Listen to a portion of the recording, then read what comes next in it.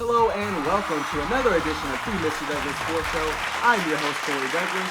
This show will be featured on YouTube, Instagram, Facebook, and Twitter.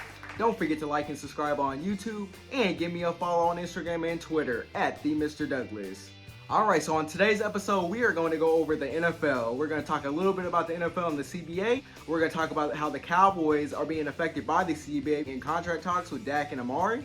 We are going to talk about the biggest draft needs and free agent needs for the Dallas Cowboys, and then I'm going to give you my five favorite prospects heading into the draft next month in Las Vegas. Okay, so I want to start off with some quick CBA notes. As we know, the owners sent that to the players last week, and now the players have until Saturday now to vote on whether they want to go forward with that CBA, the new CBA starting in 2021, or if they're going to say no to the CBA and go back into negotiations with the owners. Now, the owners have come out and said that, they better take this deal because this is the best deal they're going to get. They went back and said, we want you to say no to it so we can go out and get 18 games. So, obviously, the players, they don't want to play 17 games. They definitely don't want to play 18 games. So, that's something that you have to look at, or the players are looking at really hard right now. And the other part of it is that the 17 game, or the biggest problem with the 17 game schedule, is that they capped it at $250,000. While that helps the 53rd or the 52nd man on the roster, as far as that's a pay raise for them, you guys like Russell Wilson, Aaron Rodgers, Richard Sherman, some of your higher end players, that's going to hurt them because that's a significant pay cut for that week 17 game. So instead of making, millions of dollars, they're making $250,000. That's the most you can make for that game, on top of not wanting to play the game in the first place. So that's number one. Number two is the tags. So the NFL has two tags. They have the transition tag and they have the franchise tag.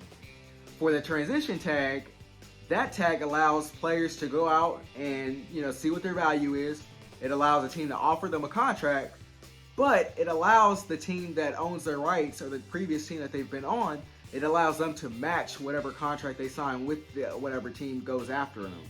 So, with that being said, and how that affects the Cowboys is, they have some marquee free agents. When you talk about Dak Prescott, you talk about Amari Cooper, you talk about Byron Jones, you talk about Robert Quinn. Two tags allows them to, in this case, if they would transition tag Amari Cooper, and then they would go out and franchise tag Dak Prescott. So, if a team went out and wanted Amari Cooper services, like you've seen teams like the New England Patriots, the Denver Broncos, you've seen both of those teams be mentioned with Amari Cooper. Say the Denver Broncos, they offered Amari Cooper 5 years, $90 million, however many million guaranteed. The Cowboys have a chance to match that, or Denver has to fork over, 2 first-round draft picks, or the Cowboys can just match it, and obviously he's back in Dallas. Now, with the franchise tag, that would pay Dak Prescott $33 million. It's all guaranteed. It would just be a 1-year contract. And the team, like Dak, wouldn't be able to go out in free agency and see what his true market value is. He would just have to play on that tag or sit out the season. So, if the new CBA is ratified, one of those tags goes away. So at that point, you have Dak Prescott on the exclusive franchise tag, which I said plays him $33 million. And then you have Amari Cooper, where he's just a straight-up free agent. And when you're talking specifically about Dak Prescott, and why a deal has not been done to this point, Brian Broaddus of 105.3 The Fan has said numerous times that Jerry Jones went in meetings after games and was asking their personnel team, like, dude, is this our guy to take us to the Super Bowl? Is this really a franchise quarterback? Is this what a franchise quarterback looks like? Even coming off a career year, Jerry Jones is going in meetings and asking that very question. So I think that's number one. Number two is when you start talking about a contract and what type of contract that Dak Prescott needs or wants. So the Cowboys want to lock him up 6 to 7 years. They want to just lock him in and not have to worry about this. And the reason they want to do this, and another reason the owners want to go ahead and get this new CBA done, is they're trying to work out a new TV contract. With that new TV contract comes bigger contracts. So you're going to be talking about, as to where the salary cap is right now at $200 million, it's expected that salary cap jumps to almost 400 or over $400 million, with this new CBA, with the new TV contract. Whereas Dak sees that exact thing coming in, and he's like, okay, well, I'm gonna sign a 3 or 4 year deal, and then when I'm 29 or 30 years old, I'm gonna go ahead and get this money again. So I think that that's one of the big sticking points in this whole Dak versus the Cowboys. All right, so another big free agent, Byron Jones. He's a good corner, very solid corner. You know, for teams that are interested in him, like the Giants, the Philadelphia Eagles, the Denver Broncos, they're talking about him getting paid $17 or $18 million. That is a lot of money for a cornerback. And I think some people are saying that the turnover thing is kind of overblown. And, you know, you're talking about a small percentage of plays.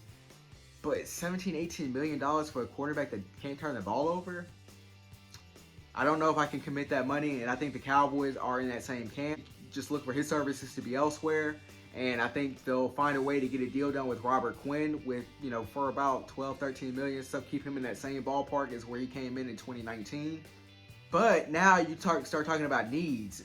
And when you head into free agency and head into the draft, I have my 3 biggest needs for the Dallas Cowboys coming right up. All right, so number 1 is at the cornerback and defensive back position.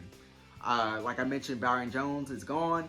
Anthony Brown's a free agent. And then you're stuck with Chido Awuzie and Jordan Lewis in the secondary. You have Jeff Heath that's a free agent at safety.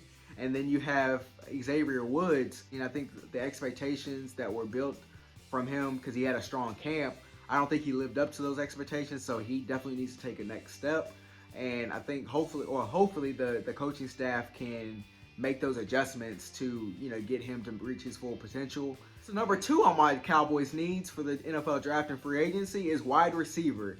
So now you might be asking to yourself, do they really need a receiver if they keep Amari Cooper like I'm expecting them to do? I'm going to say yes. I saw the way Amari Cooper finished the season. Michael Gallup's a great receiver, but I think I wanted that insurance policy just in case Michael Gallup isn't able to take that leap as a true number 1 receiver. Did you see the Cowboys offense down the stretch? It wasn't very good. It wasn't very pretty. When Amari Cooper took off games, I think the offense struggled and Dak struggled. So I think getting another receiver in there, especially with Randall Cobb being a free agent, you don't really have another receiver outside of Michael Gallup and Amari Cooper. So I think definitely adding a receiver at some point in the draft. Doesn't necessarily have to be in the first round, but at some point, you know, 3rd, 4th round, I think another receiver being added is crucial. All right, so my 3rd and final needs on my Dallas Cowboys needs list for the free agency and upcoming draft is linebacker. Now, I think the Cowboys really struggled last year once Leighton Vander Esch went out due to his neck injury. Jalen Smith, I think, was caught out of position way too frequently, and I think he was trying to overcompensate for the loss of Leighton Vander Esch. And I'm going to tell you guys this. I'm going to be honest with you. I don't think Leighton Vander Esch is going to be able to come back and maintain a long career with that neck injury. I mean, we're talking about the same neck injury that Michael Irvin had, you know, that forced him to end his career.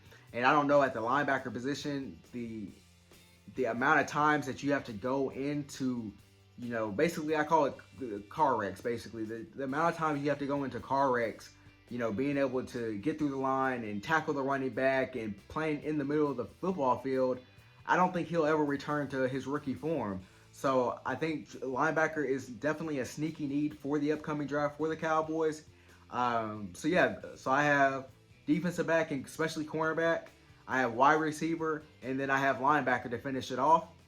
Now, let's go over to my favorite draft prospects for the upcoming draft. All right, so let's go ahead and take a look at my favorite NFL draft prospects for the upcoming draft. Number 1 on that list is wide receiver CeeDee Lamb from OU. He's a do-it-all receiver. When you talk about big plays, he can make those. He has elite hands. He's an elite route runner. He is projected to go in the top 10. Now, you never know. So he could be there at 17. Most likely not. But if he is, the Cowboys should jump all over that, and the Cowboys will be ready to score 30 on everybody at that point. Number 2 on my list is Javon Kinlaw, defensive tackle from South Carolina. He's been compared to Aaron Donald. Now, he's a projected top 15 NFL draft pick, so it's going to be iffy if he can get to 17 for the Cowboys. When you're talking about a defensive line, if you have a defensive line of Robert Quinn, Javon Kinlaw, and DeMarcus Lawrence, you have the ability to make things happen. as far as rushing the passer, stopping the run, and I think he also helps with linebackers. So, as I said with Jalen Smith, how I felt that he was overcompensating for the loss of Van Der Esch, I think Javon Kinlaw, or a guy like Javon Kinlaw, he makes it a lot easier to make plays, and he's not feeling the pressure to have to do everything. So I think Javon Kinlaw would be a great pickup for this defense. Number 3 is the safety, Xavier McKinney out of Alabama.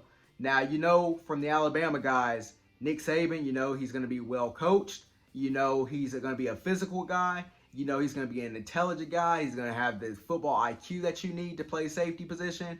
And I like Xavier McKinney because he's able to play center field back in the back end in the pass game, but he's also able to come in and play physical in the run game. Number 4, CJ Henderson, cornerback out of Florida.